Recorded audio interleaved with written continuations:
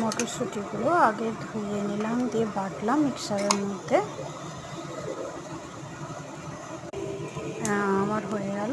এবার একটু কালো জিরে দিয়ে ফোড়ন তেলে দিয়ে দিলাম। নিয়ে মটরশুঁটিগুলো পেস্টটাকে ভালো করে নেড়ে নেড়ে ভেজে নিলাম। ভালো করে নাড়তে হবে। ওতে একটু মিষ্টি, একটু নুন দিয়ে ভালো করে নেড়ে ভালো করে পুর তৈরি করতে হবে।